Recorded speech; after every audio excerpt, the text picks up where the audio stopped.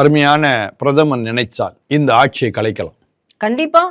ஆனா இவ்வளவு பயங்கரமான நிலையில இருக்கக்கூடிய தமிழ்நாட்டிற்கு அவர் தமிழ்நாட்டு மக்கள் மேல வைத்திருக்கின்ற மதிப்புனால அவர் என்ன செய்யறாரு, நீங்களா தேர்ந்தெடுத்தீங்க, நீங்க தேர்ந்தெடுத்தவர்கள் அங்க இருக்கிறாங்க, அதனால நான் இந்த ஆட்சியை கலைக்க மாட்டேன் அப்படின்னு அமைதியா இருக்கிறார்.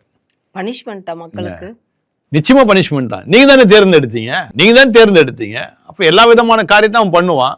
இப்போ அவன் பண்ணாம அவனை தூக்கி உள்ள போட்டா அடுத்து அவன் என்னென்ன பண்ண போறான்னு உங்களுக்கு தெரியாது. அப்போ தவறு யார் மேல ஆயிடும்? மத்திய அரசு மேல ஆயிரும். கண்டிப்பா. இப்ப நீ நேரடியா பாக்குறீங்க, அவங்க கோர்ட்டை மதிக்க மாட்டாங்க, மக்களை மதிக்க மாட்டாங்க, மத்திய அரசை மதிக்க மாட்டாங்க, எல்லா இடத்துலயும் மோசடி, எங்க பார்த்தாலும் கோடியில மோசடி நடந்துட்டு இருக்குது.